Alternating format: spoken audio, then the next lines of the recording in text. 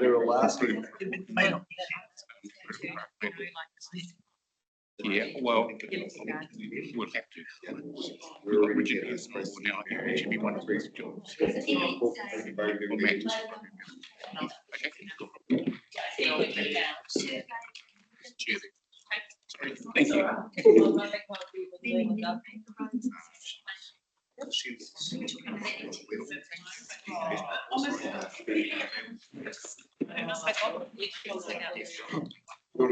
you.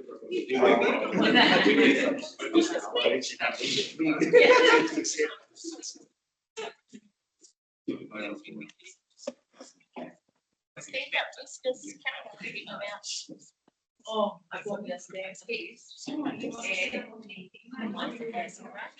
You don't think.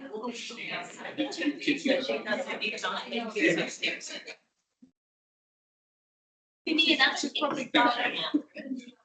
That's gonna be. Yeah. So if I'm on the Zoom, I'm like this. I wouldn't go on board. Maybe everybody can. Yeah. That's another. I was actually watching like the wondering how it's like doing. Yeah. We've got everyone here.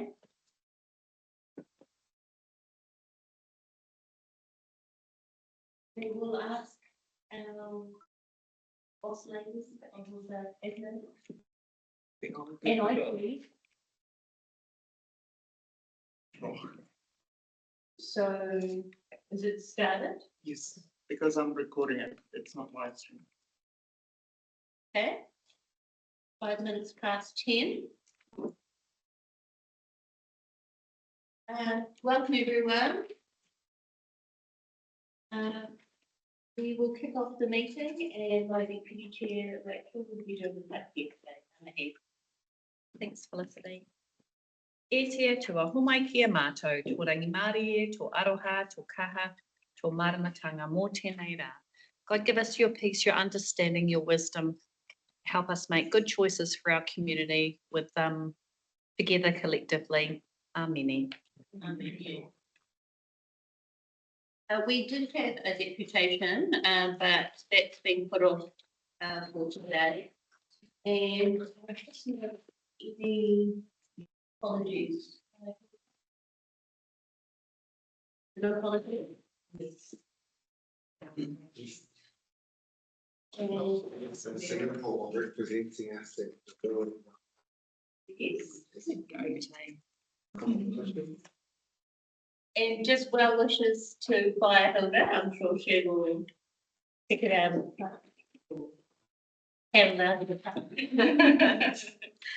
I think she told me there's only 3 in her age group that made it to go to the international, so she'll definitely bring home a medal. Wow. Well, I wouldn't be surprised otherwise. Do we have any other apologies? We've got a quarter. Okay. So we'll the apologies. All in favour? Opposed? Carried. Housekeeping, everyone knows where everything is, but I will note that we'll be doing item 6.2 and 6.3 after lunch today, just in terms of the items and the order today. So we will now move into the previous minutes. Do we have a mover? Page 8. Okay. Jackie, is there anything to raise? We'll take the minutes. All in favour? Right. Any opposed? I'll abstain. I'm just a new member here, so I wasn't there. Not a problem. Would you like that noted? It doesn't matter really. Okay. Any opposed? Carried. Now, brings us to our first paper, which is on page 19, 5.1. Kaitaia and Whakawhiwhi wastewater dislodging. Is there a start in respect to item D? Yes, thank you, Madam Chair. I will hand over to Mary to speak to. And I'll just ask people that will speak to items, are you just able to come over to the lectern if that's okay? We will have our new microphone, so it'll probably enable us to fit through everything. Welcome, Mary Moore. Thank you. So the paper that's presented today on the Kaitaia and Whakawhiwhi wastewater desludging update is in response to a request for information from the July meeting. And elected members at that meeting essentially wanted to understand what the desludging requirements of Whakawhiwhi are so that they can make a decision whether to prioritise desludging Whakawhiwhi over further desludging at the Kaitaia wastewater treatment plant. So this report provides the results of a sludge survey that was completed a wee while ago at Whakawhiwhi. Essentially, Whakawhiwhi was identified as being the next plant to be desludged following Kaitaia. The desludging of Kaitaia was undertaken, is being undertaken as a variation to a contract which was a direct award and has been in place for some time. So it was, and there have been questions raised as to when will we test the market here. So the intention had been that once we completed desludging of Kaitaia, we would move on to desludging of Whakawhiwhi, and that the procurement of desludging at Whakawhiwhi would be via an open market procurement process. So we would be testing the market at that point. I had a question about that was raised at the Taipa desludging, and that was about the difference between the trucking of the sludge and the actual desludging. So the transport aspect versus the desludging. I was looking for that in the paper because I thought that would be raised, considering we did raise it in the Taipa paper, about separating the procurement to allow for both or separate.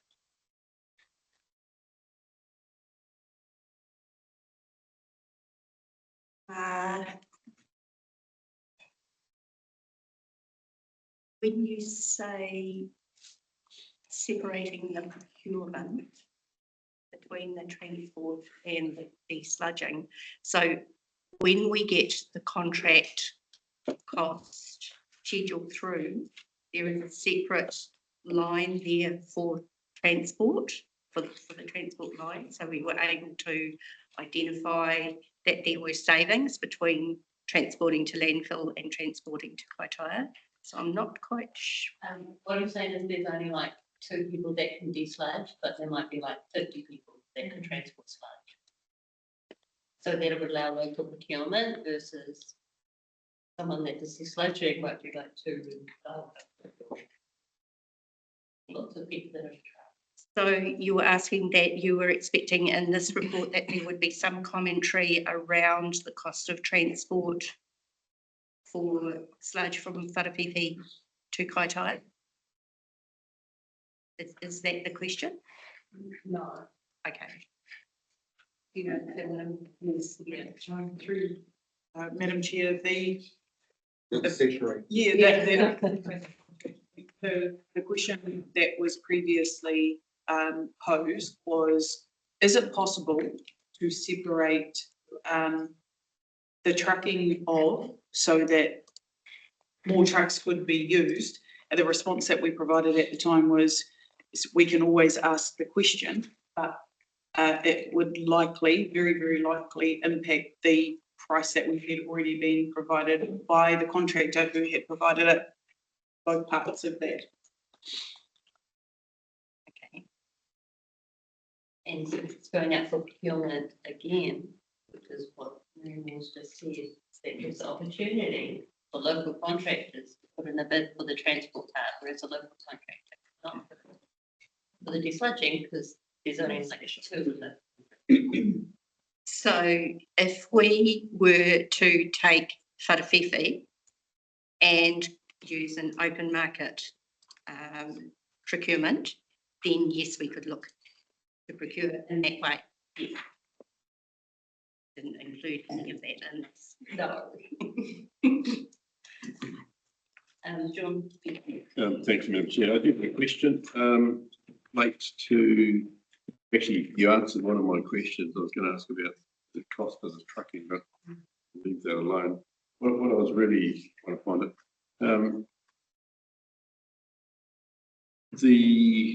these ponds aren't going to go away. They're going to be here for quite a while. But I just do wonder, have we, because I know it was discussed at one stage, have we purchased some of the equipment that relates to desludging that is used in the ponds? Why I ask is that we've got quite a few that need to be desludged on a regular basis. That would actually increase the number of contractors that potentially could apply, and if we had equipment. But obviously that's not going to be a decision we're going to make here. That's going to be something that could be looked at. So the question is, have we looked at that at all? So through the chair, it's not something that we have on our current horizon, but if memory serves me well, there was quite a few years ago consideration around having a piece of equipment that could be moved across the district, but I don't believe that did land anywhere. Okay. I wonder if it is worth looking at again, because without seeing the figures, I don't know if it stacks up. And supplementary, not to that, but to what was discussed in the last question, in terms of the transport all-way to Whangarei, you mentioned that you're looking at another site, given on page 20, the acknowledgement that really is our one slide from other places to be on its current slide.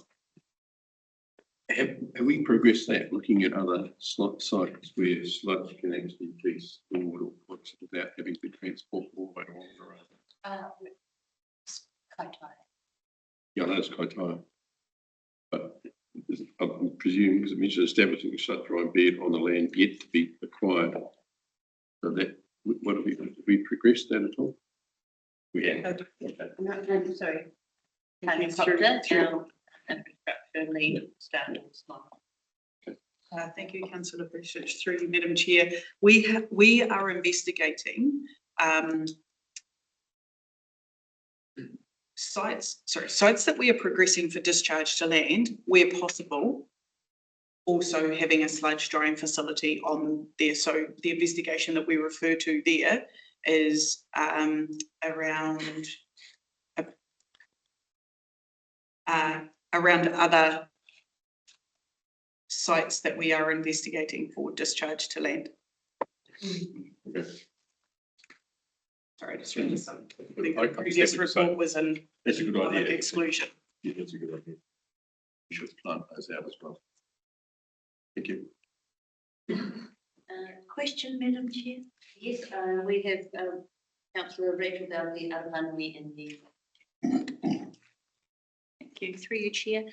Just checking that the desludging of the pond 1 in Kaitaia and proceeding with desludging of Wharawhiwhi, can they both be delivered within the existing budget and by the date required? So through the chair, as we stand today, using the volumes that have been quoted in the reports, the answer to that is yes.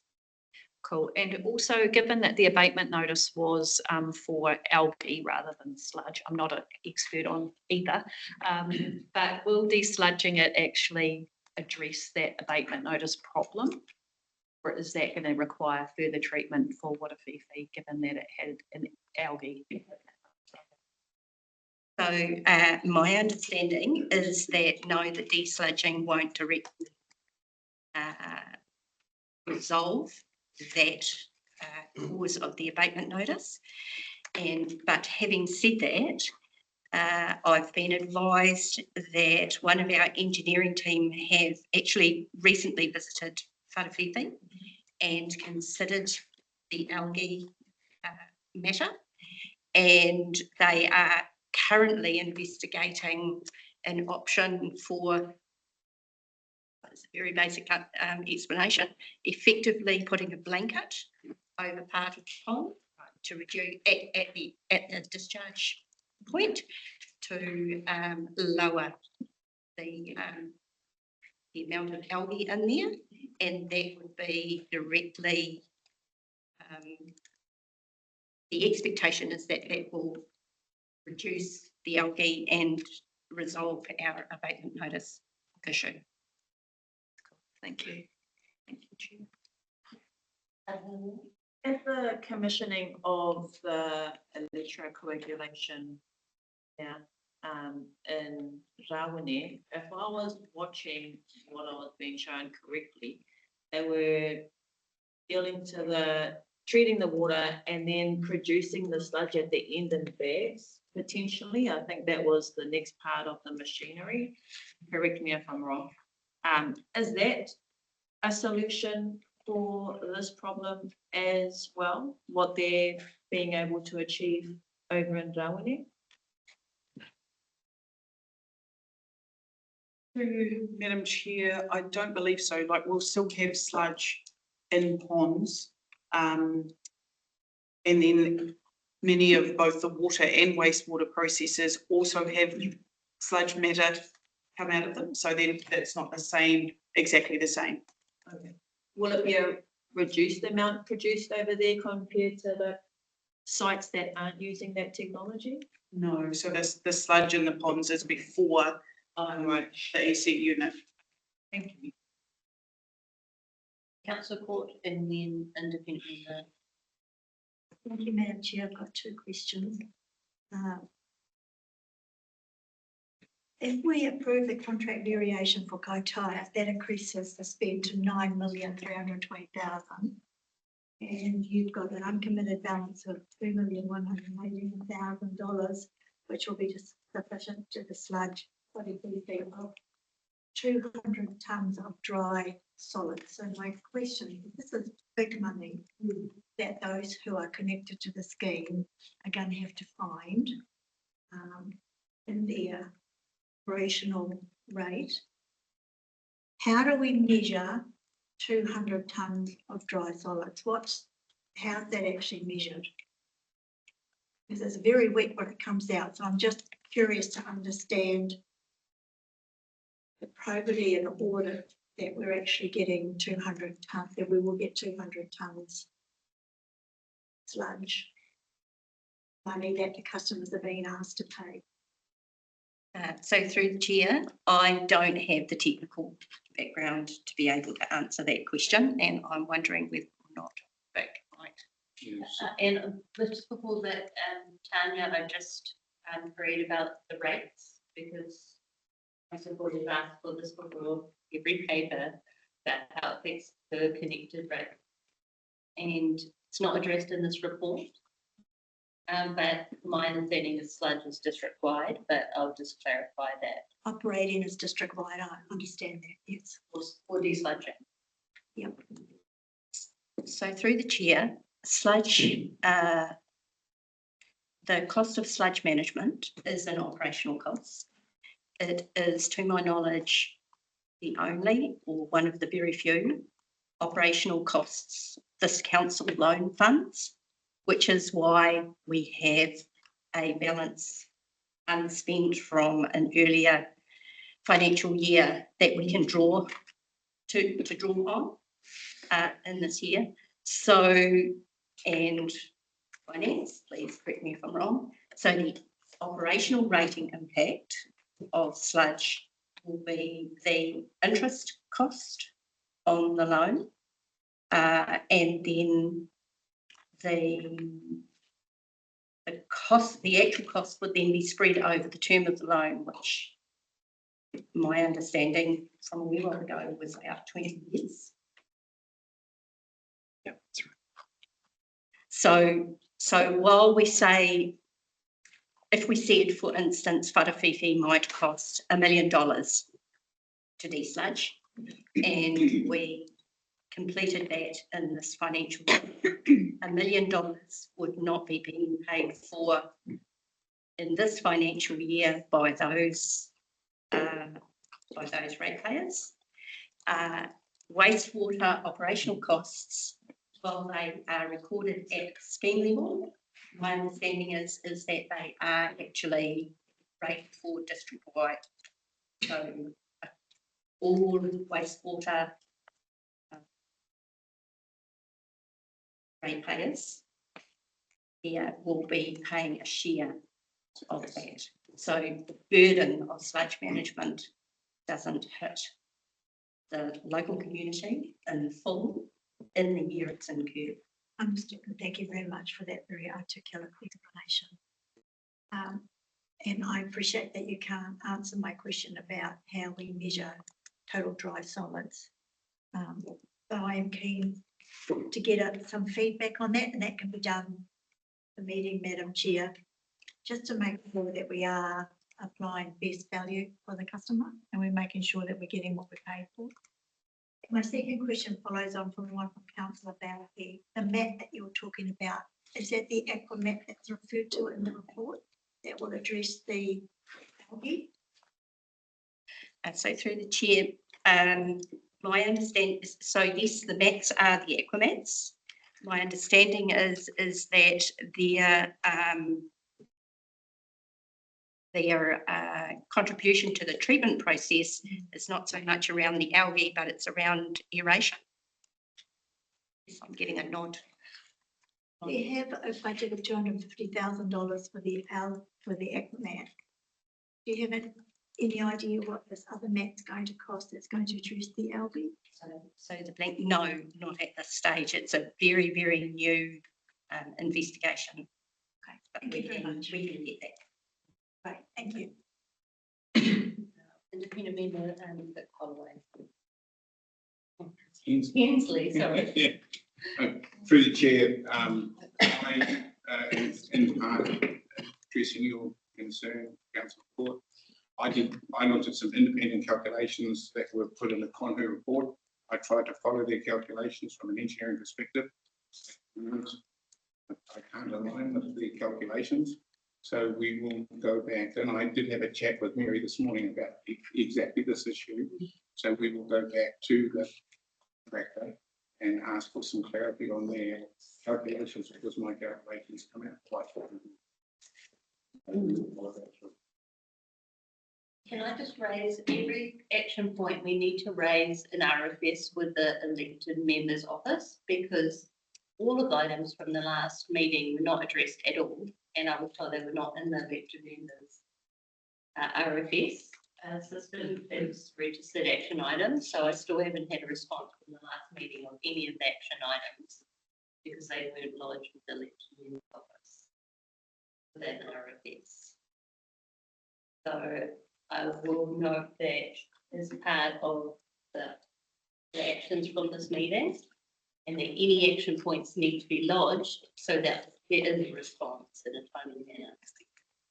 Unfortunately, I can't report back from any of the previous items in the last. Madam Chair, can I suggest we actually have an action item rather than an RFS, because We they need get to do both. Thank you. You had asked for action points at just about every Correct, recommendation at the last meeting. But correct. has anyone else got the agendas? Sorry. No response. Sorry, Through the chair, our democracy advisors use Loop to record the actions from the meetings and they're circulated directly to the GM. So we're not using EM support to create RFSs for the actions, just to I clear would that up. expect that. And then the report. Okay, see that. But if we can have a way of recording that back for Yeah. committee oversight, It's great to know duties that got work. At council level, we bring in that open resolutions and action steps, just to have that oversight, so. the- Put on this committee, every committee. the example that I raised was type View Road, and I was told I had to lodge an elected member RFS in order to get a response about that action in the last meeting. So that's great that we're putting in this process. Thank you, Jason. So we haven't moved this item. I'm happy to move. It's on page 19, the resolution A and B. Specifically, that we endorse prioritising sludging of Wharatiki wastewater treatment plant on following an open market procurement process. Is there a signature? Use it. We move into debate. Speak to- Has to be done. So I support it. I wouldn't mind following up some of the points that were raised. We may be able to deliver it at a cheaper rates in the future. Thank you. As a mover, the only items that I'd like to raise with staff is specific local procurement options for transport and also compliance issues around the options for that and lastly around the numbers that our independent has raised on our new action report that will be coming to the committee. So moved and seconded, all in favour? Any opposed? Carried.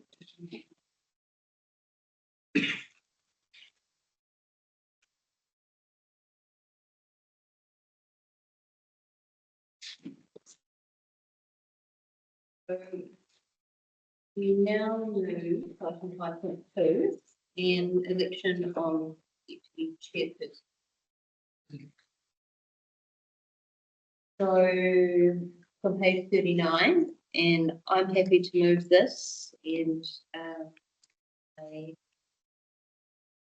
it already previously announced that, so I hope we get the support. Gonna look for the other ones. Today, I'd like to move to elect Councillor Rachel Balke as Deputy Chairperson of the remainder of the Training in accordance with statute. Seconder, Councillor Court, and any persons to speak on this item.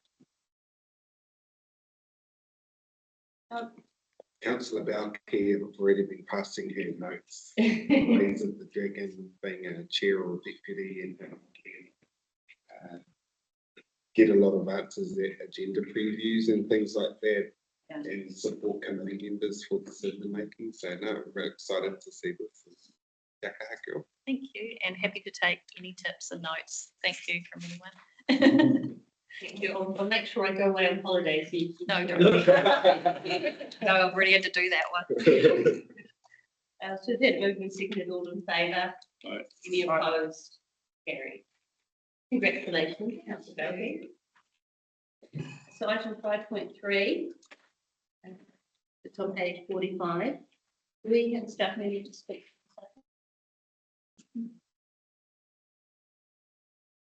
Thank you, Michelle. So Michelle's part of our executive projects team. Through the chair. So this paper looks at the public engagement that we carried out for the month of May on the options of the future use for the current Kaikohe Library building. We had over 350 submissions come through, which was absolutely amazing. You'll see at the back there's some drawings that we got from the Rangi booklets. So it was really, really good feedback that we got from everyone. What we're looking at recommending, hopefully to council, is that we retain ownership of the building because it costs way too much to demolish. And that is the feedback that we have got back, that the community want us to keep the building. But also to look at doing an expression of interest process to lease the building at a commercial market rent with preferences given to entities who provide a community benefit.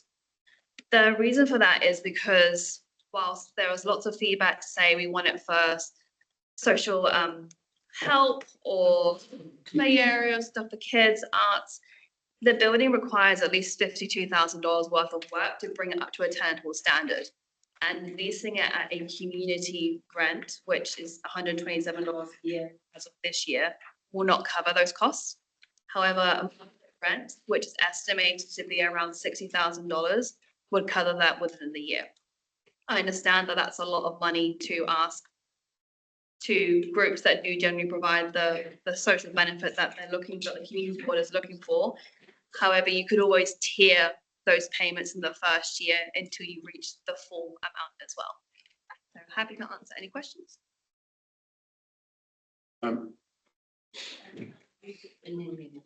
Yeah, the question was to bring it up to standard.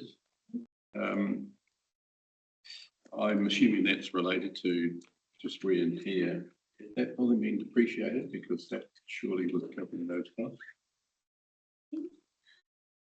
It is depreciated, so current annual depreciation is $137,459, and that includes the building, the site works, and the CCTV. We have got money in there for capital renewal funds for it that we can bring and use to cover those costs. And lots of the money is, lots of the renewal, the work that needs to be done is operational as well. So we need to find that balance between what is operational and what is the capital works. Okay. I want to see us look at depreciation. That's why we do it. It causes this confusion. Thank you.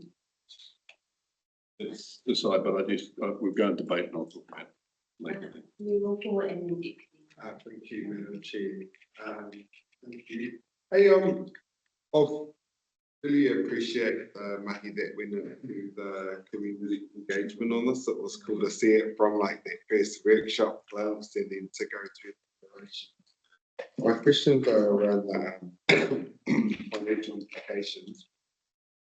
Potential to bring in commercial rates up to $60,000, but what is the annual cost of us owning the building and the plus or minus? Because I just had a question about the current annual depreciation.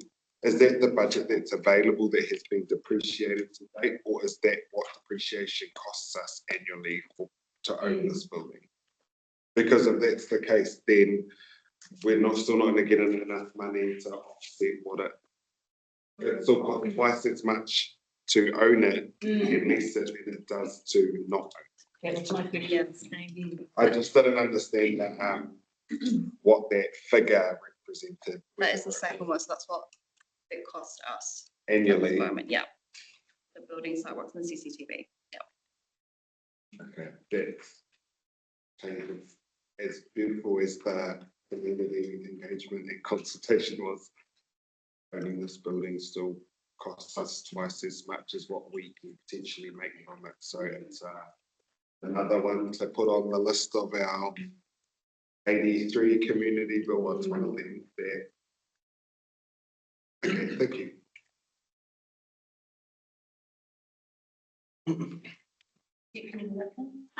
Through the chair, thank you, Michelle, for your very detailed report on the work you've done.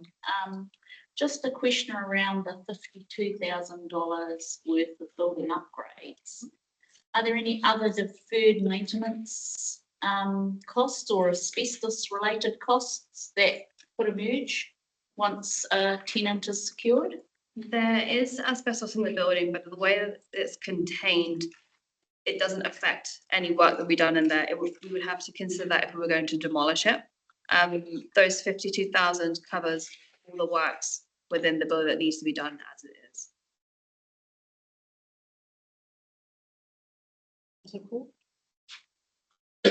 Thank you for this, and I do appreciate In fact, that's been provided in the report, and I did enjoy the pictures. Probably the most enjoyable agenda I've read in a while. There seems to me anecdotally an awful lot of vacant real estate in Koukou CBD. And I do appreciate that this is to undertake an expression of interest. If there is no interest, the fallback position is demolition. Most likely. If we haven't identified a use for it within council. If there's no interest that meets the criteria, then the fallback would be coming to demolition if we can't find a use for it.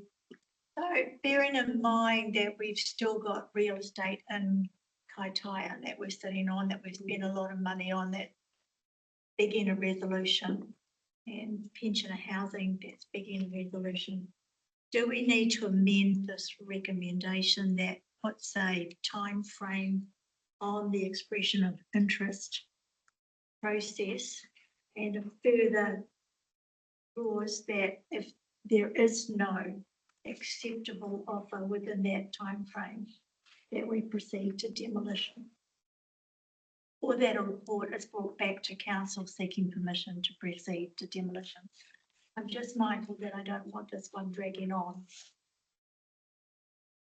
I'm just going to test whether there's an appetite for that.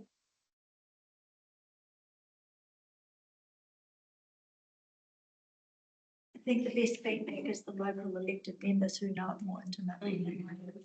Want me to comment? I have a question before, one of the councillor views to respond, and then I also along the same line. So just responding to Councillor Court, and the other local members too, who probably understand it and may want to respond. But just on that, there's been a lot of work, as has been pointed out, done by the community board. This is the recommendation that's come forward here. I do think, unfortunately, and that was my previous question, unfortunately, our accounting practices determine the outcomes that are not really necessarily the best thing for the community. I can explain that, and I'm going to argue this in the debate. And I wouldn't mind actually having the time, Councillor Cook, and I'd say that whatever time, so that can be looked at, so we can address some of these things. And there are experts that we can give us better advice, which is outside of the skill set, say, of the community boards and others. So I would like to actually see, personally, a better a review period to look at that from our internal point of view. No, it's not that clear, but I think the time frame is important.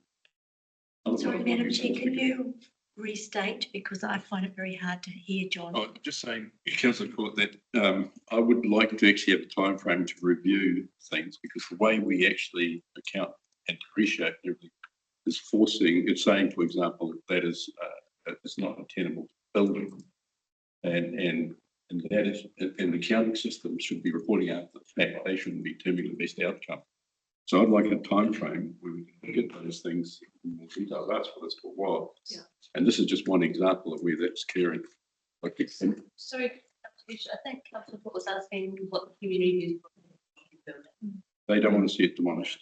So what you have here is an expression of what they want to see. They want to retain it. But I think they also need to see the clear picture and what it's costing them, because the way we do things, and then make a decision based on that. And I'd like to seek the advice of, expertise, like our own tunnel holdings, they could say, look, you've got these options. So I'd like to see a bit of a time frame attached to that, and we can come back and report. Don't determine the outcome, demolishing, but a report back. Can I just respond to that? Thank you, I saw there was significant support for a community garden and more green open space in the public feedback. My only concern is, I've been here before with the warehouse building. Let's go and talk to farm holdings. Let's go and talk to the community. Let's go back to the community board. And meantime, the asset deteriorated. And what will be required now in terms of capital to maintain that building and bring it up to a habitable standard is in the hundreds of, not millions. So if we're going to defer a decision, it needs to be time bound, and we do need a report back.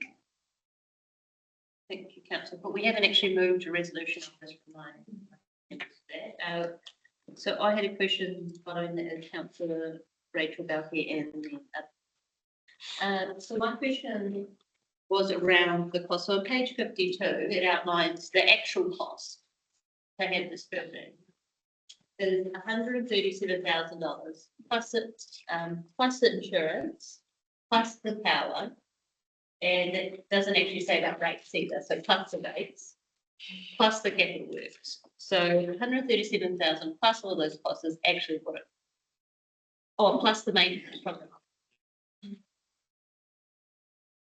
So in terms of the options, we've gone out to the community and we've heard that the community want to keep the building, but they don't want to pay $150,000 a year to keep, to lease the building, which is the actual.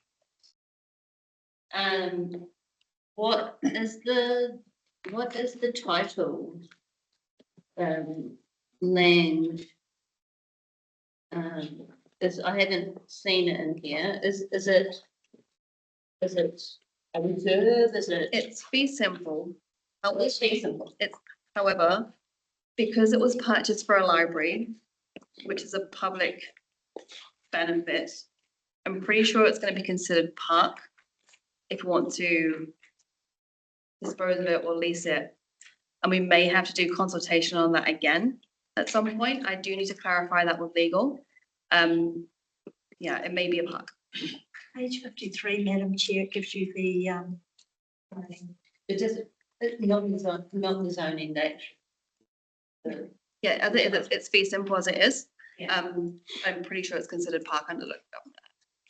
So we need to get clarity on that. So my next question was about, we had a deputation about that old library and from Ngāpuhi. My auntie, she's your wife. So I think, so for me, when I heard that, I also thought next to our old library is an open space with no buildings on it. And it's owned by Ngāpuhi. I think it's the commercial arm of Ngāpuhi that may own it next to the old, next to the new library, sorry. So an option not presented here is a land swap, where they get a building that is costing us $140,000 a year to keep on our books. And we get a green space potentially, which we had no buildings, which were just no. So is that an option that's been considered in terms of Not for this, working with stakeholders who have actually asked us about this? not for this in particular. We're aware that they want to put a marketplace in the green space and they're quite set on that, last I'm aware of. If we wanted to transfer that portion of land to anyone, we would have to offer it back to iwi in the first instance, but also we would have to subdivide that building section off because that whole section encompasses the toilets, the parking area, it's one title. So it would have to be subdivided as well. So you have additional costs there. Will we dispose of all the assets in that title? That's not a decision for this report though. So any emotional? You could sell the building as well, but then you still have you have a ground lease that you need to consider for that section. And from what I've seen with buildings that we lease on land that we own, where we lease the ground and don't own the buildings, we always end up with those buildings in our ownership one way or another when the lease is finished. Like they never get removed or sold on to someone else. So that is a big elephant in the room that needs to be considered there as well, if you want to sell the building. So that I had Aruhanui and Ipini Rugby. You answered one of them was what is the option to sell? And that sounds really complicated. going off councillor Busis's corridor, wouldn't want to determine an outcome based on a figure around depreciation that he's been calling for more clarity on, and I need more clarity on to understand it all. Because to make a decision on something that we haven't received very, the clarity that councillor Busis has been asking for is, I wouldn't be comfortable with that. So supporting councillor Busis on that. And my part I was the sale. You answered that, so Tina. Through the chair, just a question about the $60,000 per annum. Where does the evidence come from with that figure, Michelle? We use the valuation, the rental valuation we got done on the cafe at the library, which is based on the current rent amounts within Kaikohe, and I've taken that as the medium of the higher and the lower. And calculated on the space of 300 square meters as well.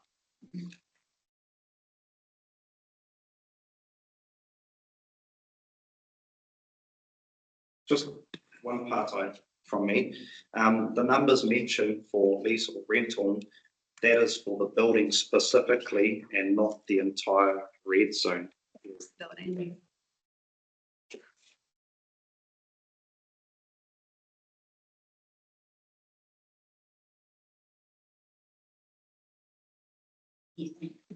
Madam Chair, thank you, Michelle, for your report. We're just noticing, elected members, that there are some that there's some further work to be done, some further analysis to be done, and consideration of possibly some other options as well. So we will take your feedback on board and then bring a report back at a further Te Koukou.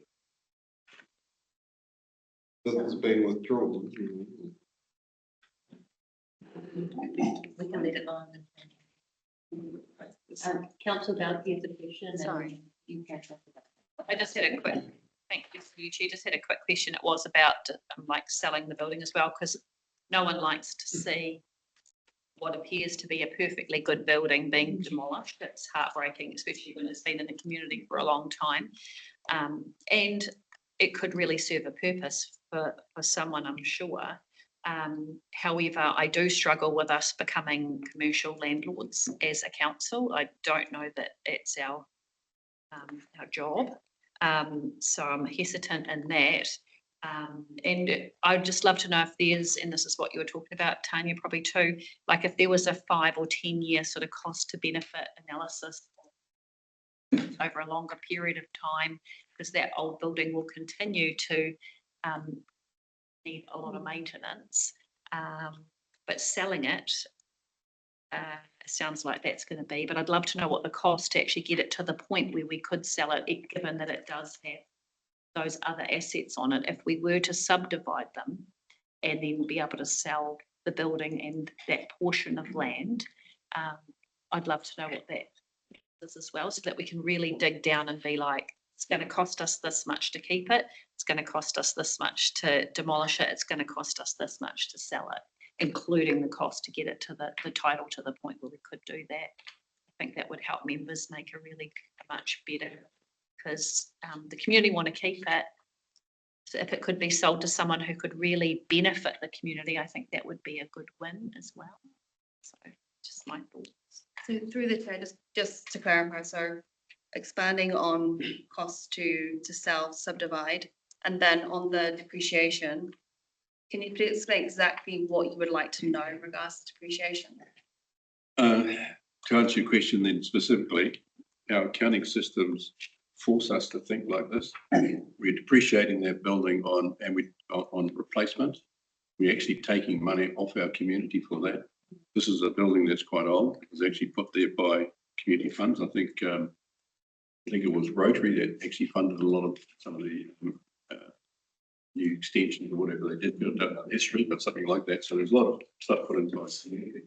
Sure, it's owned by council, but because we're replacing, we're depreciating replacement, that's more than just basically whatever it cost and recovering those costs, as you should do with black line depreciation. I've gone on this before.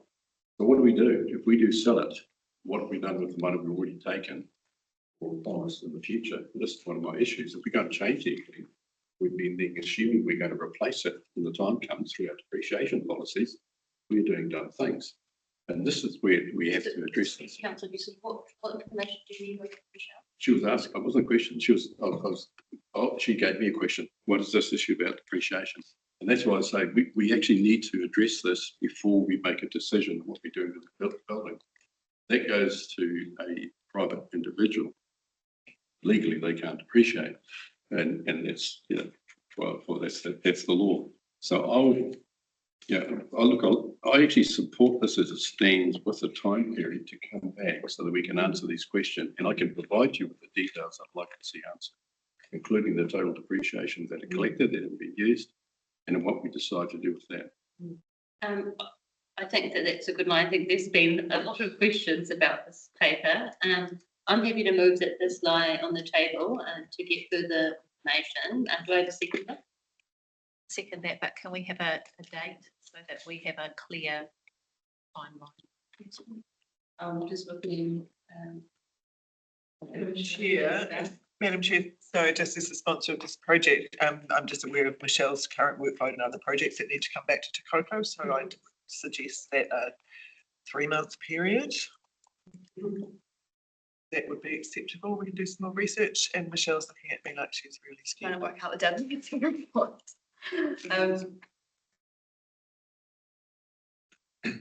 Could potentially try and do October, but November would probably be better. If you could have to October, that'd be great. Otherwise, we'll leave it to November. You may as well, you can circulate any questions in advance so that we can, or maybe watch this meeting back about the questions asked, just to look at those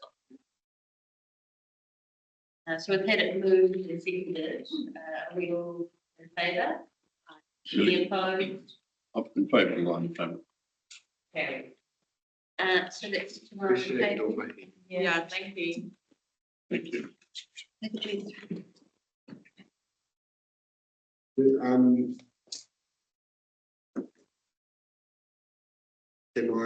I wouldn't on this, but can I suggest that an option that there are a significant number of community that we own that likely cost more to keep than we get from them, that this as a part of long-term plan decision making could be added to that bucket. I just acknowledge that Michelle's workload was highlighted there. That is something that we have to have as a part of long-term plan and potential consultation and all that. So this could be appropriate to be. We have Charlie Billington from Finance Respond and also Hillary. I know that I think there was 8-week time frame we were given to give actual cost of per asset, so we can have the information. But I'll let Charlie respond in case the time frames change. Thank you, Madam Chair. What I was going to propose is obviously a matter of high interest for council.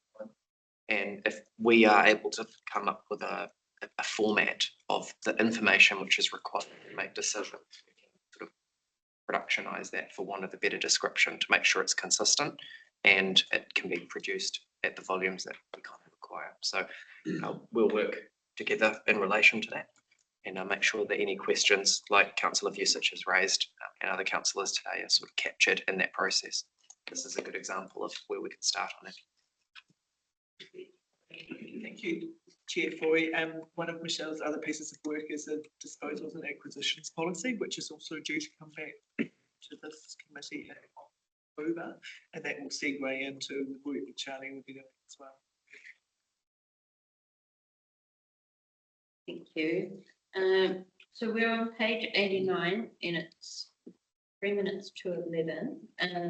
So we'll do a couple more items, hopefully break for morning tea. So now, who expects to sit yourself for? Yes, please. Thank you. So the report proposes a program of works via our existing operations and maintenance contract. I will take the report as read, but happy to answer any questions from elected members. Thank you. So we'll just go through questions before we move to item. Questions about the fund. I'll just have- Adrian. So, my questions relate to the operations of Three Waters. So, this bundling here is about capital works and Three Waters, isn't it? Correct. So in terms of the capital works bundling, that term means grouping projects together and so that they can go up to market as a grouping. Is that what you mean by bundling? No, I mean, here are a group of projects to be awarded to you to deliver. So it's direct award. Correct. Okay. So a supplementary question to that. So Ventia, our Three Waters contractor, right? And we had a quote unquote alliance with them. So they're supposed to give us a good deal, and we're supposed to give them work because they're giving us a good deal in that alliance. And so my question is, given the last item that we had in our last Koukou, should we be giving them this bundling of works without sorting out the operational part first? Shouldn't we say, actually, we want to make sure you're giving us a good deal on operations before we give you any more work? Thank you, Madam Chair. I think they're two very separate issues. We have meetings twice a week at the moment to finalise the operational budget. There is an allowance which the report refers to. There is an allowance in the operations and maintenance contract, as there are in our other two largest transport and district facilities contracts for capital works to be done. In the contract, there is a calculation that essentially says if we receive some capital works, we can attribute some of our overheads and margins to the capital project rather than the operational. And so theoretically, if the more you get in one, the weights kind of come down in the other. Whilst there might be some benefit to that, it's also not necessarily guaranteed. So I think that they're two very separate matters. It is really, this report proposes utilising an existing contract to get some capital works done, given there is a very, very large program, but they are two very separate. Just on the staffing though, the Ventia operations and maintenance team, they do have a capital works team, so they're not the same people. Well, we're not losing any resources on our operational costs. There are additional staff or resources, sorry, so we're not taking from one team either to pay over here for these people, and then they're doing a second job over here for a second lot of money.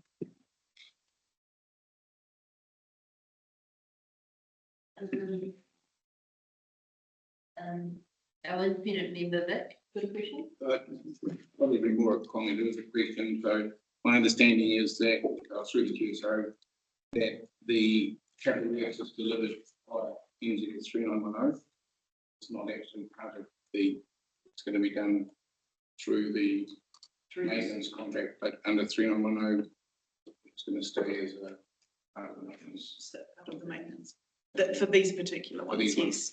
I'd also like to point out that there's an added impost on these that there is a requirement that they've got to be done by certified contractors, which BT is one of those, is that contractor.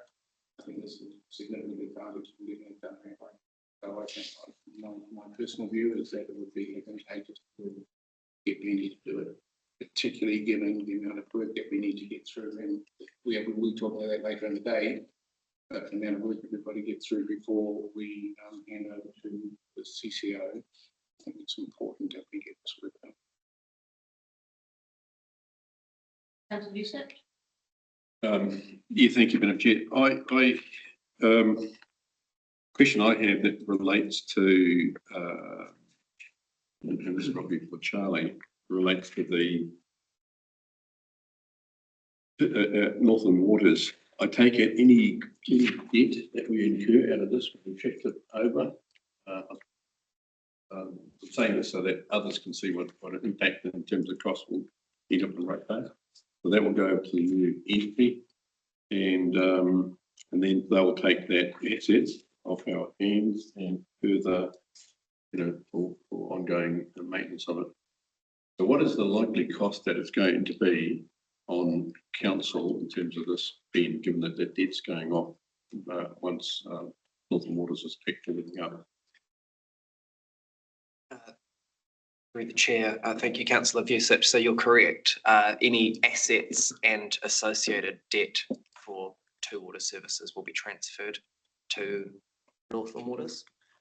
What staff need to make sure happens between now and then is all of the work in progress balances are converted into completed works, or all of the associated information is able to be passed over should this work not be completed by that time frame. So it's a documentation matter to make sure that that's all completed at that 1 July date. Thank you. Councillor Dalkey? Thank you. Through you, Chair, Tanya, do we have any evidence or any indication or anything at all that, just going with Ventia being our current provider, that it would be comparable, better, more, or anything than if we put it to the open market? Like, is there any indication financially that, I know that it says in option 2, our preferred option, that it allows the work to be programmed in by the contractor, allows the service to be delivered in a timely manner, all the benefits, but from a financial perspective, is there any indication or evidence that we are getting value for money when we're not putting it to the open market? Thank you, Councillor Balky. Through you, Madam Chair. The paper is not to award work for this amount. So we've made an effort to highlight the budgets. Yeah. The process through that then is we request a price, we receive a price, we have every opportunity to discuss that price, to discuss the hours, to discuss the timing, and that's where we ensure internally that we are getting value for money.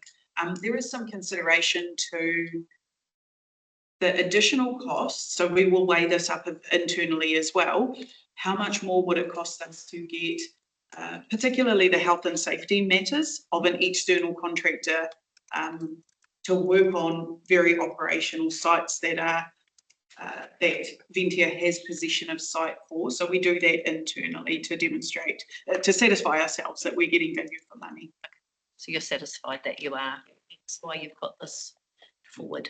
I'm very satisfied that we have the processes in place to ensure there is sufficient discussion beforehand with the prices. And there are also, even within that, we have every ability to ask any contractor to go and demonstrate to us that they have sourced particularly a product that you can, that are plentiful. You demonstrate to us that you have received value for money, given the flow-on effects of that.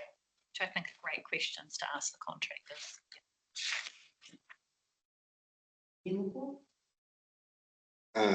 Kia ora, thank you, Madam Chair. Our package of work represents $2.5 million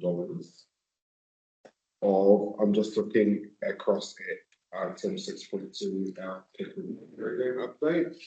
It's $2.5 million of a uncommitted budget of $82 million that's available. that correct?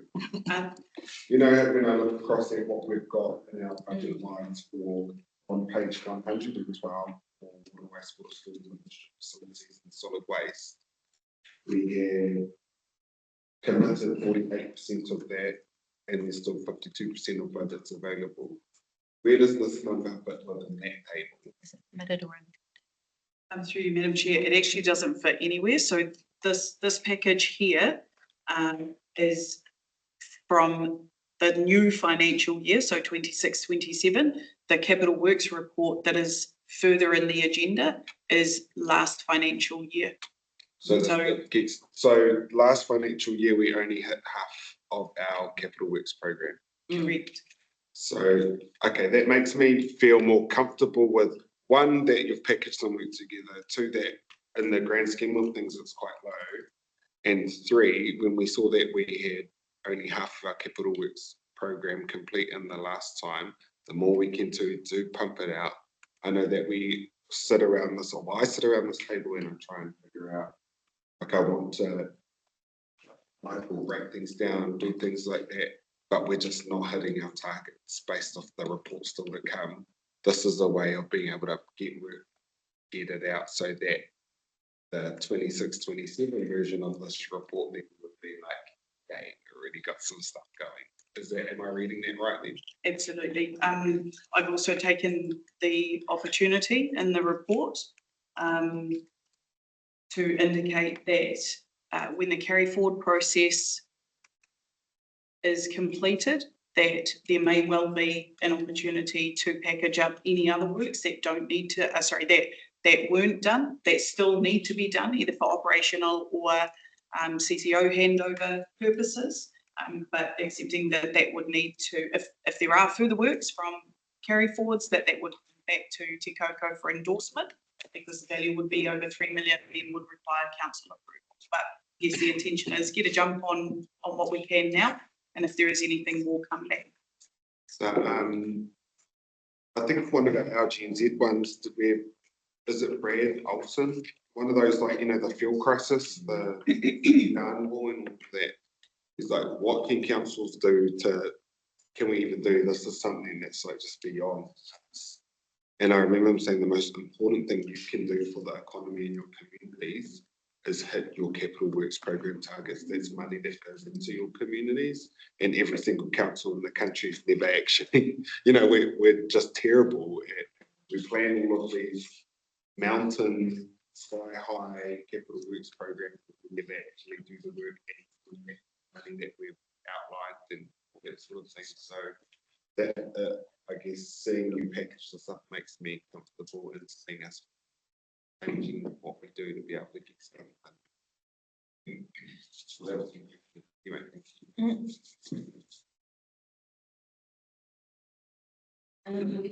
So we've had questions.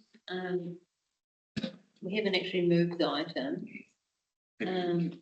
In terms of the timing of this paper, I have, just like I have questions about other papers to come that relate to Ventia.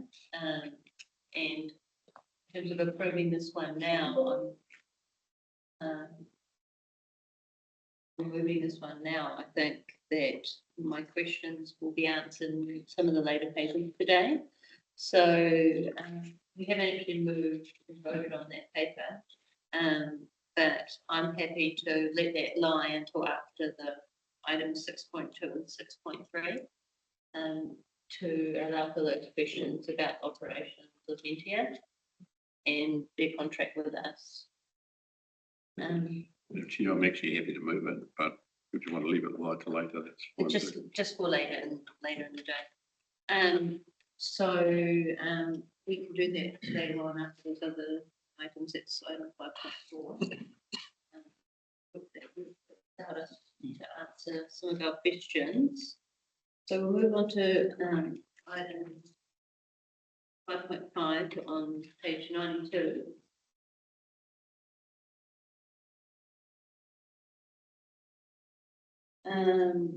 Which is the Plymouth Street stormwater, and take yourself and speak about that. It's actually Matt, but I might just introduce is something, if I may, is that I think the report has been written in a way taking on previous feedback as well, being able to be transparent, but also, and I'll let Matt speak to this particular part, but I think the risk element in separating project contract value, risk and contingency is definitely something that we've tried really hard to report well on and identify and separate out. So certainly hopeful that the way that the report has been presented has brought it to the table that allows for clarity around the difference between contingency and risk. I hope that all makes sense after having read the report. Thank you. Matt, did you have something to add to your case? Thank you, Madam Chair. So the report in front of the committee this morning seeks approval to increase the project risk allowance for the Commerce Street project that's currently under construction. So the Koukou committee awarded the contract to Far North Road in the February meeting earlier this year. So at that meeting, we presented a table that included 10 risks that we thought were relevant at the time at the project. So we went through a project risk register and we looked at the likelihood of those risks eventuating, the severity, if those risks did happen, what did it mean, and the actual consequence as well. So then we developed a value, a dollar value that's equated at the end of it. Now, what's happened during construction is that 2 of those risks have materialised to a greater extent than what was first thought, and also a new risk based at the time of the tender being December 2025 quarter to when the actual contract was awarded with the volatility with the global fuel prices. So there's 3 risks that make up our 260 project risk allowance that we are seeking approval for the committee for. So happy to take any questions from the committee. Thank you, Matt. But before Councillor Usage asks a question, our independent member that has got just comments on what the soils mean. So what actually does acid sulfate soils mean? Yeah, so allied with that is you identified through the chair, you identified this as a risk number 1, and which was great. I'd be interested to know how you quantified that risk. I accept that what's under the ground is what's under the ground. It's hard to know. But just if you look at what you're asking for in terms of additional money, the lion's share of that is taken up by that one item. Can you just get a bit more clarity? Yeah. Yeah, thank you, Vic. Through you, Madam Chair. So during the early stages of the project concepts, the design phase, there was a series of boreholes that were undertaken along the alignments of the pipe. Now, that did indicate a level of acid sulfate in the soils. Now, acid sulfate as a resultant onto our concrete pipes increases the degradation of the pipe. So our normal sort of 80 to 100 year design life for a pipe will drastically reduce if we don't treat the acid sulfate soils. So they are prevalent in the area. And what we did come across as we tested material is actually the pH level in the soils was a lot lower than what was first thought. So instead of taking out only a portion that we thought at the time that was relevant, it actually equated to the full alignment of the pipe. The trench material being excavated needed to be treated on site to lower the pH level and then transported to the Far North quarry and additionally treated again to reduce the pH level to a point where the material could be accumulated with other stockpile aggregates at the site. So it's a matter of trying to get the material to a point where it can be used or stored or dumped. Otherwise, it would have to be treated at a specific tip site for that type of material. So hopefully I'm explaining it reasonably well, but we identified 19 cube as we thought at time of tender in the schedule as being our quantity. It actually equated to 1,500 cube. And just through the chair, while that sounds dramatic, it's not unusual that these variance in quantities occurs with ongoing ground. And also through you, Madam Chair, I'd just like to make the point that as I approached our contractor with the risk and talking about our mitigation measures, the $200,000, the $48,000 initial financial assumption to the $200,000 is our worst case scenario. So we are working with our contractors to identify mitigation measures that will reduce that cost. Councillor Usich and then Memo. Let me go after the memo. Go first. After you. Thank you, Councillor Usich. Hey, kia ora me. Now, I used to be a science teacher, but only up to 5th form. So some of that goes above my head of, just my ABCs of science that I used to teach back in the day. But this makes me think of, and also, sorry, I just got to highlight that we have acronyms for Africa in this space. This has got to be the coolest one I've ever seen. And page 93. I missed that when I read this first time around. Acid sulfate soils. This makes me, when I remember when I was reading it, it made me think of Marsden City in Whangarei, where that used to be underwater, but then drained away a million years ago, whatever. They put in all of the stormwater pipes, the roads for that new city that was supposed to get built. And then within 2 years, all of their manholes had all fallen in because of the acid in their soils, and council hadn't caught it before, and then ended up having to pick up the bill after or something because they had signed off their contract. So when I look at this, I see that you've caught it at that before stage so that we don't end up with manholes falling in town.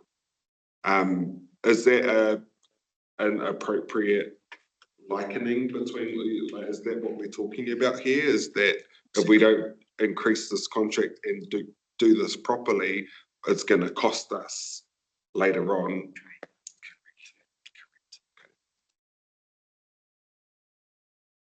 Question as well.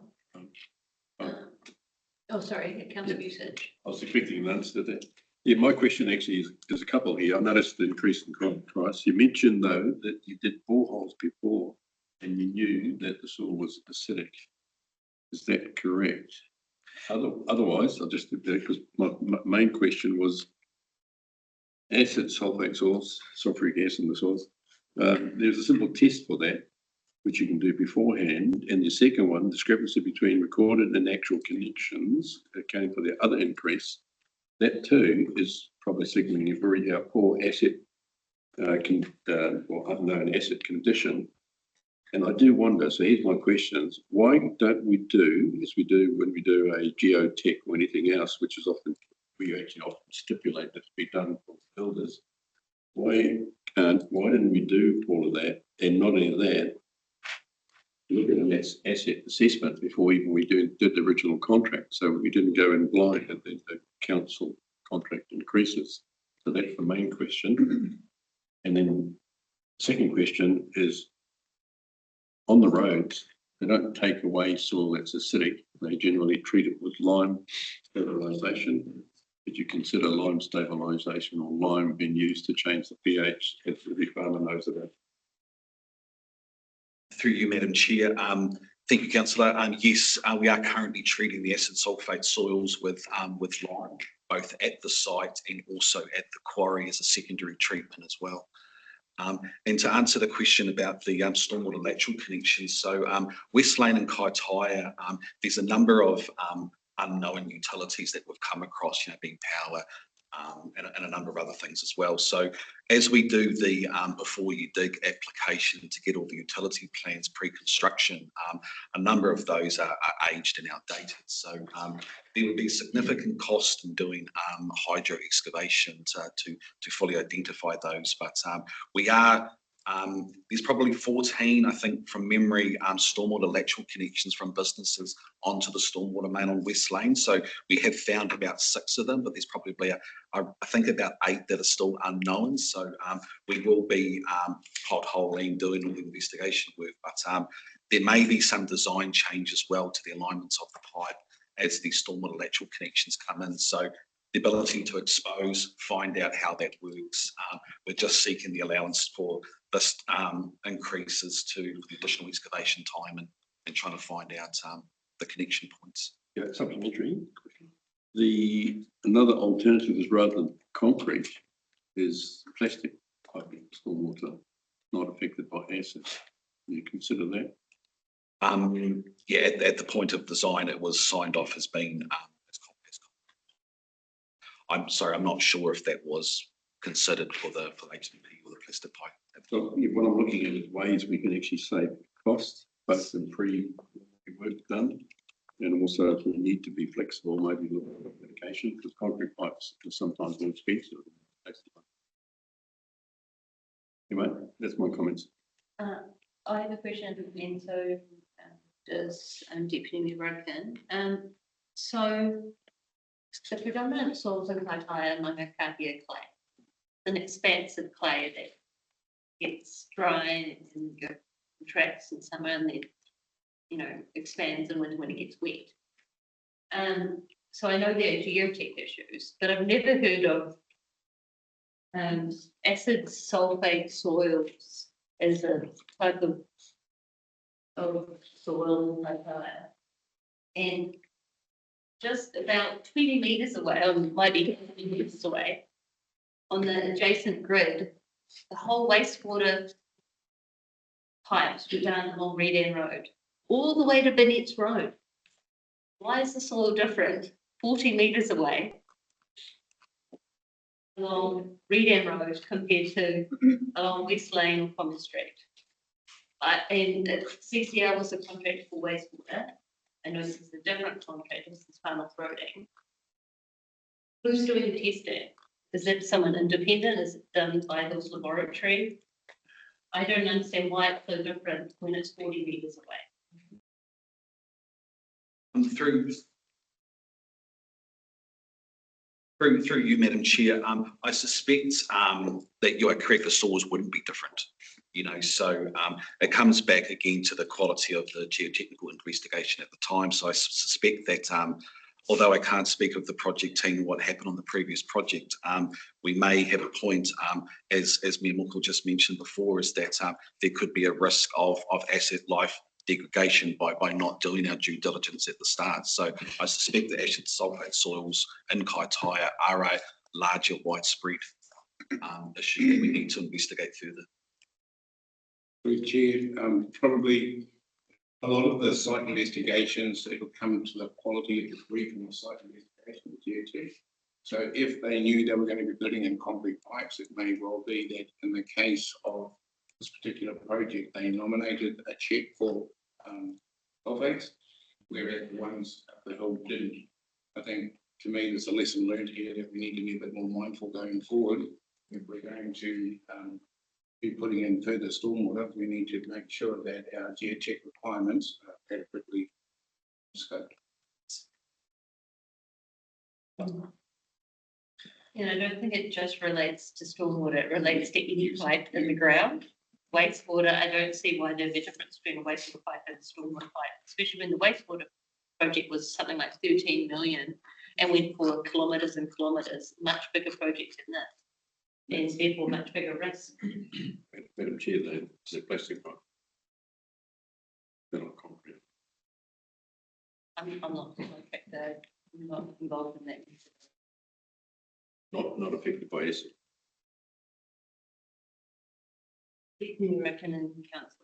Just a couple of things around learnings around the asset record systems.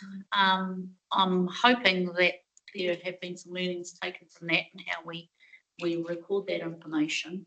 But also just around the environmental risks. If the acid sulfate soil were not managed as proposed or as you have done, what environmental risks would council face if the acid sulfate soils weren't managed? Does that make sense? Yeah, through you, Madam Chair, yes, when the soils are exposed, the environmental risk of runoff into our stormwater system is real. Yeah, it is, you know, as we discharge into the end point for our water, yes, there is a risk.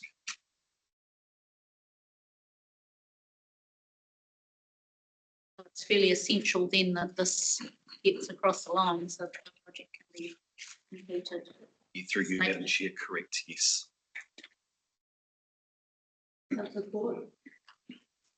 Thank you, Madam Chair. Acid sulfate soils. These contain naturally occurring iron sulfides, which while they remain waterlogged and undisturbed, are stable. But once we excavate them and expose them to the air, they can produce sulfuric acid. So the risks is more than just how we manage the soil. The risk is how we manage any environmental runoff and how we manage the health of the contractors on site. The soils are identified in the NRC hazard mapping and in the Kaitaia-Rawini soil maps. So I'm unclear why it wasn't picked up at design and the appropriate pipe was considered. And we're now looking at increasing the residual risk or increasing the, what do we call it? Contingency allowance and a risk from 48,000 to 200,000, and we potentially change the pipe. And we don't know what the ultimate cost to the customer will be. And that's concerning me. And thank you for raising it, Mr. Hensley, because it doesn't seem to me like we're getting our design done right in the first place.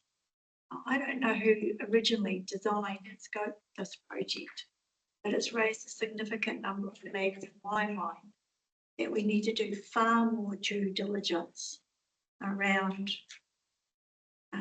design. Kaitaia's been there for 150 years. These soils have been there for a lot longer. How is missed biggest belief in my mind? And it wasn't sufficient just to do test pits when these soils are identified in the soil plans, the hazard plans, and the Kaitaia-Rawini soil plan. So how do we get governance comfort moving forward that we're not going to be in this situation again? Are we rushing? Is it simply a matter that we've got too much capital works on and we're rushing? Where's professional indemnity liability sit? Who designed it? Was it in-house? Was it external? If it was an external design done for us, and I don't know the answer to that, the contractor that provided the design should have identified the soil, should have identified the risk. What comeback have we got? Ultimately, the ratepayers are going to pay more, and that concerns me. I hope you're turning that up, Chicky Lincoln. Because it's really cold in here. Chair. Will respond. That's through you, Madam Chair. Councillor Cook, there are a number of processes that we have in that help with those things. I couldn't honestly tell you whether it was rushed. I'm not aware that there was anything. In fact, I think the design actually took longer than we originally intended it to take. At the end of every external engineer that you engage, there is a little fine line down the bottom that essentially says, this is the best that I've got, this is to the best of my knowledge. but largely there won't be and can't be any comeback on me. We don't have any design capability, we don't have any, we have design capability in-house. For as long as I have been here, we have not had an internal design team, if for no other reason than the organisation then has to have sufficient insurance and liability for that. So, and for, I'm not sure exactly what reason, but over the many years, it's been considered, but we've never actually landed on taking on that design responsibility ourselves. So we are avid supporters and users of the project management framework.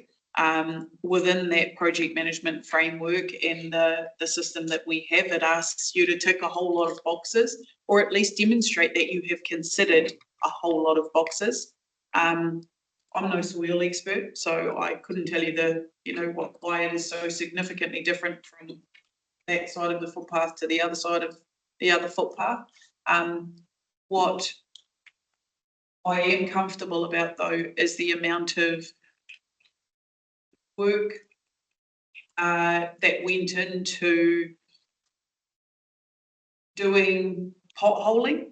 I mean, because it's a very fine line in my experience. You can pothole for as long as you like and dig up half of the town and find out that there's nothing, or find all of the answers. Our balance as project managers and designers is to make a calculated risk, take calculated risks. And sometimes, and I don't want to downplay the significance or importance of, but sometimes we will do that potholing exactly as has been done and think that that is sufficient and press on that basis and find out that it's worse.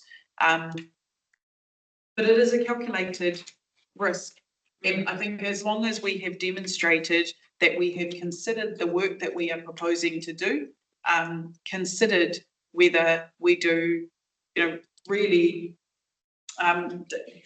continue to dig up. At some point, we have to accept the comfort of having demonstrated due diligence ourselves and then pressing on. I appreciate that what comes back to this committee is when we don't get it perfect and we do find different or worse conditions than we actually planned for. I think it's in our best interest to actually continue to report on all the ones that don't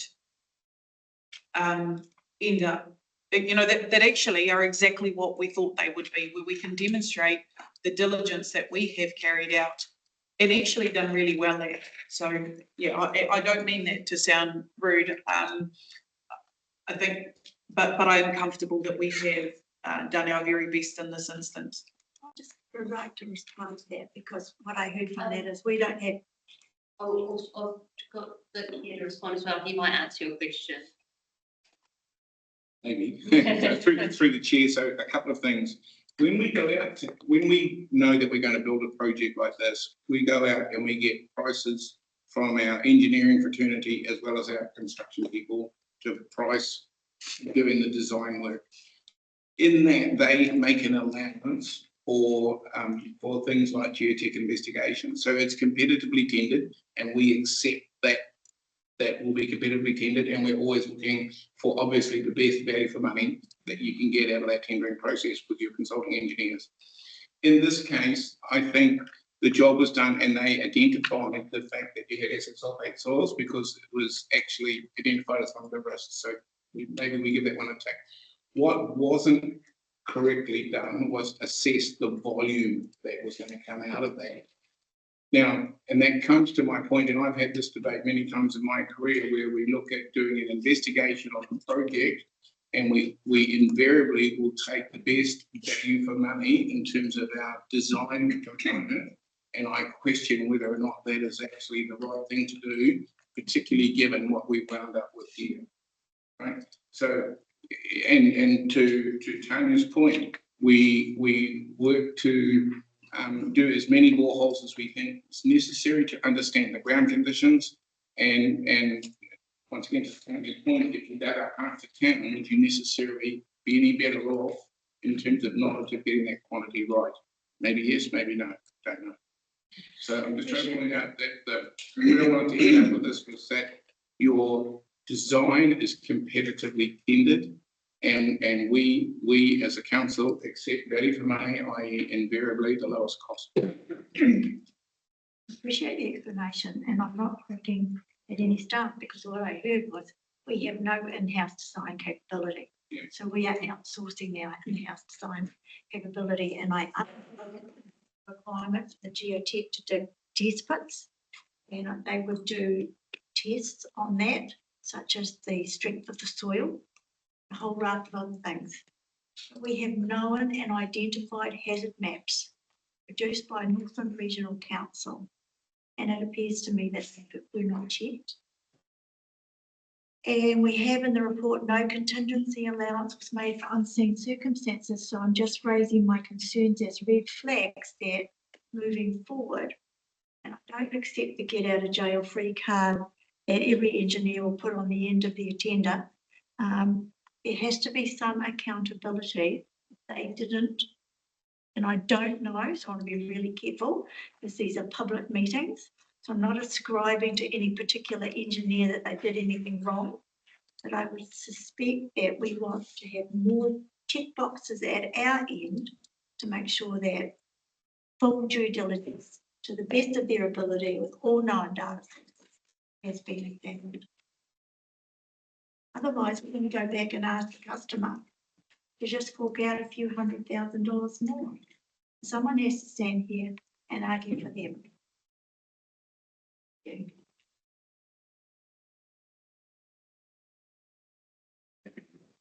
We've had all the questions, and I'll move. is it no?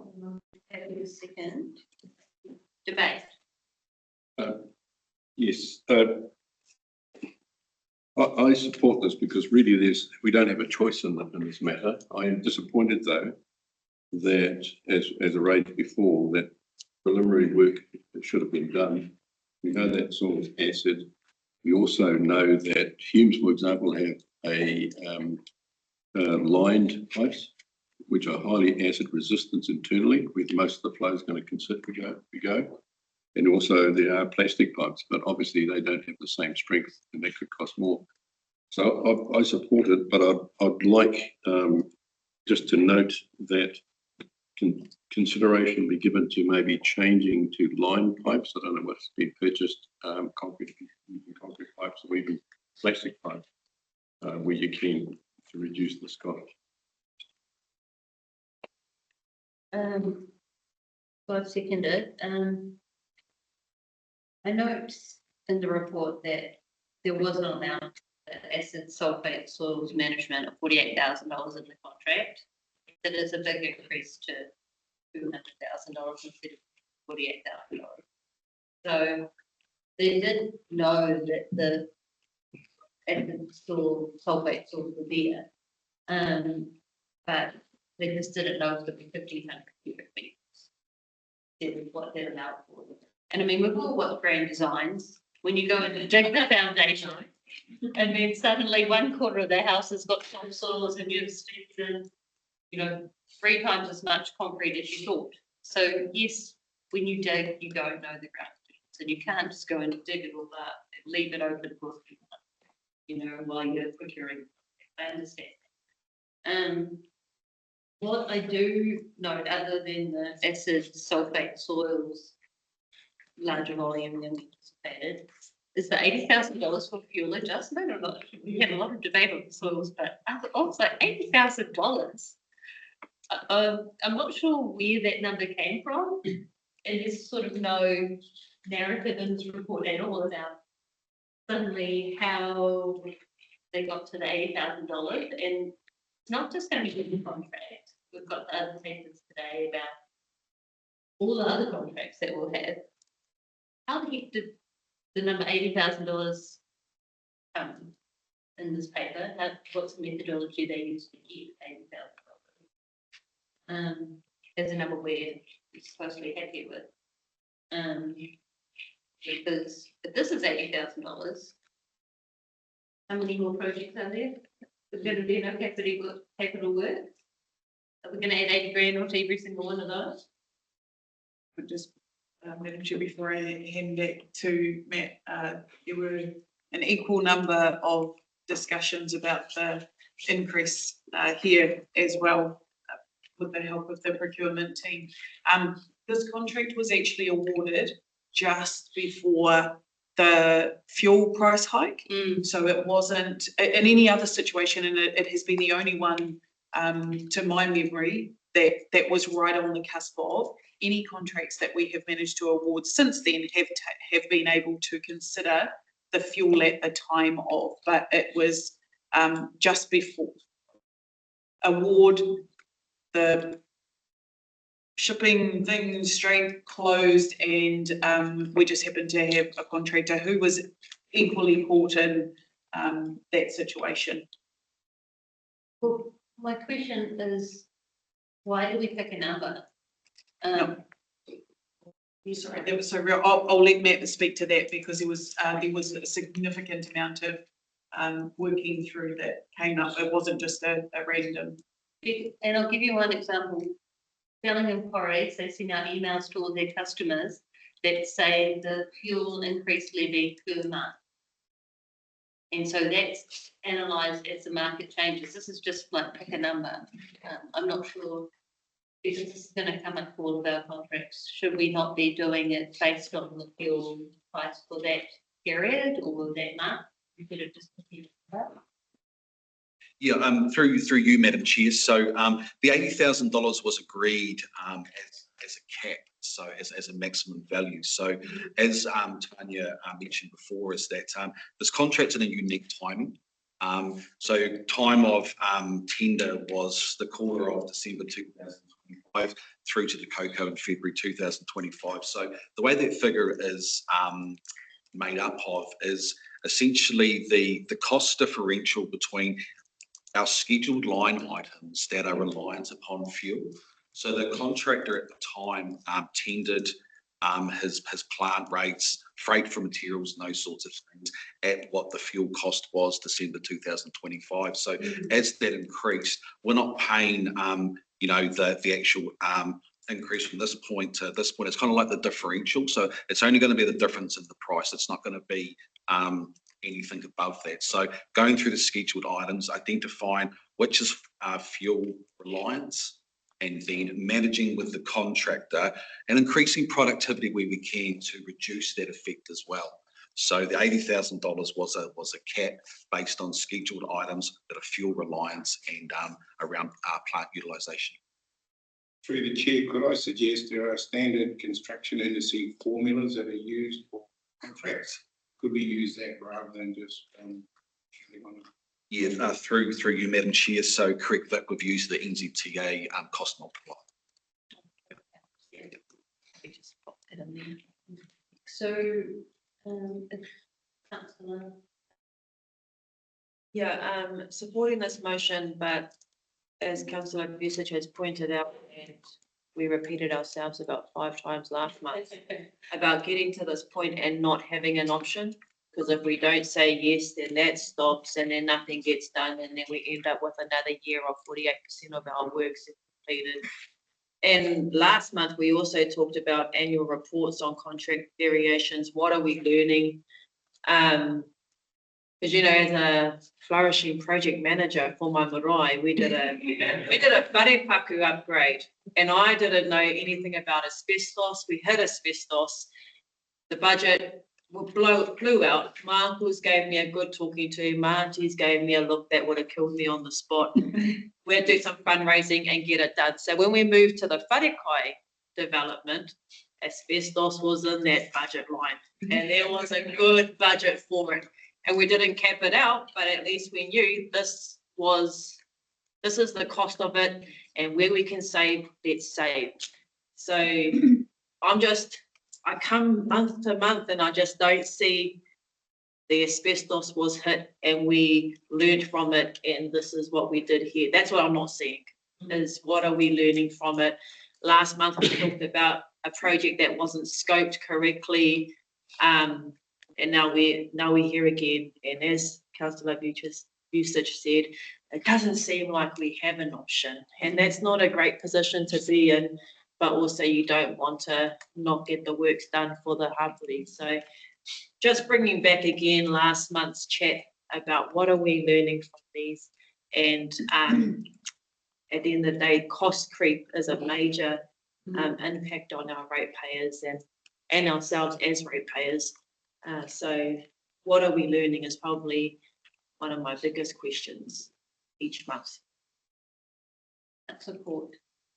I would just like to remind councillors, and I'm glad I'm sitting out here on my own, so no one can look at me, that when we debated the annual plan, the staff signalled that we were going to be hit with force majeure clauses in relation to fuel increases. And they asked us to make provision for that, and we chose not to. So I think this is the first of many that are going to come through. And I think it's just going to be a dead rat that we're just going to have to swallow. Thank you. Well, we're only delivering half our project anyway, so we've got lots of additional cash. Kia ora, Councillor Boyd. Yeah, I'll probably sit down by Councillor Paul. I've seen this time and time again, and I haven't even been in council for very long, whereas we accept a tender because we're in favour of the number that's provided. Here on page 92, we have the bullet point that no contingency allowance had been made once unforeseen circumstances. We've heard from Matt that a geotech assessment was taken out. In addition to that, there's a little clause somewhere in a contract with some of the geotechs that says that if anything happens thereafter the fact, that you can't come back to me and ask me to come back and fix up my wrongs. That's unsettling. We have on page 93 the fuel adjustment factor, which is a new risk. So that's an addition to what we would have had to consider on this, the tender for this did come up. It's not the first, like I said earlier, and it's not just in stormwater, wastewater. This has happened in roading as well. I'm still scrambling for information that I've been looking for, that I've been promised for the last 3 years. And I can't sit here, I honestly just can't sit here and act out that I'm happy with this, that I'm happy to go from 48,000 to a 200,000. Yes, of course, it wasn't picked up. But how do we go back and we say, you didn't do a very good job, you come back and you need to fix up your mess. I buy a TV from the warehouse, something happens to it, I take it back, they fix it. How are we going to ensure that moving forward that there is accountability there? Not some, not added to, but there needs to be accountability to this. Can't sit here and act like I'm comfortable accepting these numbers, and not even on the back of Councillor Allen's kōrero, and appreciating the mahi done in our marae. The bottom line to that is that, yeah, she's learning, but she also doesn't have the tickets to do all of that stuff. So she could have never foreseen that unless she had the tickets to do that mahi. I've done kohanga reo projects as well. We had contingency budgets. We planned for it. I don't have a ticket for that. I didn't go to uni. I didn't become an architect. I didn't become a builder to learn all of that stuff. But I understood if anything happens later on down the line, there's a number there that's going to be able to, that is going to keep us safe. We've had plumbers come back in to do mahi because they didn't do it properly. We held them to account. And we've done this time and time again where we've had contractors come back and they've said, look, we didn't see this coming. Or there've been much smaller numbers than these, I'll admit that. But when I look at this and there's some things in here that make me uncomfortable, there's a lot of information that's missing as well. I can't sit here and be absolutely 100% comfortable with it. I appreciate all the mahi you do, Matt, and the rest of the team, but I'll just leave it there. Kia ora. So we've had it moved and seconded. So we'll put it for a vote. One quick thing to add to that, Tamati, is maybe we need to really seriously think about putting an unforeseen budget into all of our, pricing, because unforeseen seems to be foreseen. Actually, we always having unforeseen things. Do we consider putting an unforeseen budget in for such things so that it's a no surprises? Through the chair, contingency is typically allowed for in the Yeah. budget. But the contingency needs to be held back at this level Yes. rather than, so that when those contingencies are required, they need to come up to a level to be let go, not managed by the manager. Yeah. But I think the issue here is the quantum, right? And the reality is to Councillor Barkin's point is that it's not chicken feed, it's a significant sum of money that's involved in this one. And so should it have been foreseen? I don't get into that debate here, but the reality is a contingency. It was allowed. What was happening is as a result of the investigation, there was a so I think contingency is always there. We probably need to more critically assess whether or not there is enough risk contingency in the budgets when they come up. Yeah.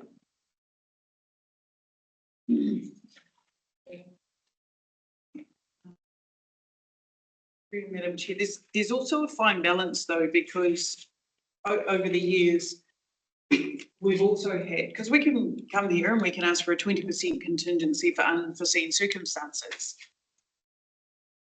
But that actually opens the gate as well. That is approval for us to spend up to 20% more than the contract value without any governance oversight.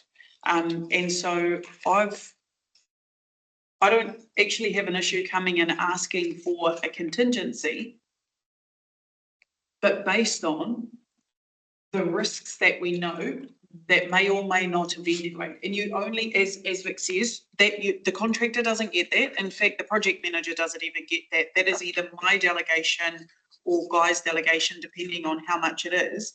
And the risk has to eventuate for the project manager to come back and say, that did eventuate, done it all. Can I please have that money? Yes, you can. And then the rest of it sits there. But if those risks don't eventuate, you don't get the money.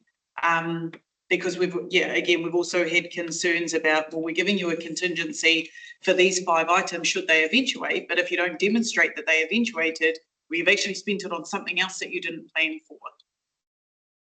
There's a discipline is really what I'm saying. There's a discipline in identifying as much as you can, making calculated and taking calculated risks on what you don't know, but providing visibility to that, quantifying the value of that risk should it eventuate, and then demonstrating that it did or it didn't. And if it didn't eventuate, you don't just get that, the project manager doesn't just get to spend that money. So I've had it moved and seconded. We'll call for the vote. All in favour? Any opposed? One. Would you like that recorded? Thank you. Any abstaining? So we're going to break for Yes. for 15 minutes. And then we're going to come back. We've got this separate paper. If you just want to put that onto your larger agenda, and because we're going to do that next when we come back. So I'll see you all in 15 minutes.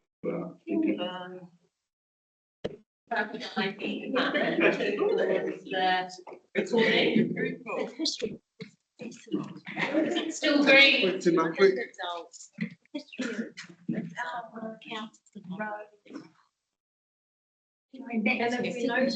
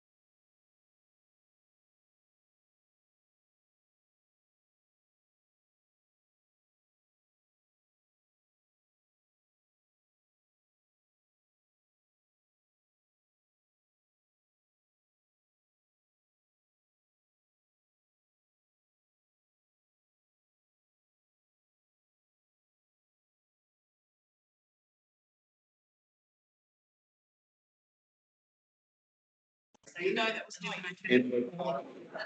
This is. We're gonna get enough. That was my concern. About, oh, yeah, that, So, this, if we're getting this, just looking, we have another, I should get that. I think they should. Oh, we'll I just. think we need to have confidence if we're gonna do it. That's it. Well, the Well, why don't I go get So, someone that's. Are you going to the meeting? Oh, no, I don't go to but the it meetings. presents Meetings. balance. Yeah. But I'll get to Yeah. You know, I don't think. Just so I. I'll see the number. What's happened is we've been. Need. Yeah. Yeah, yeah. We didn't. Joe's gone. Oh, cool. We like where's we can. We have this cost. Those are only from. No, no, they problem. What do I? It's like, what? IT department, head department, administrative department. Each of the department. Yeah.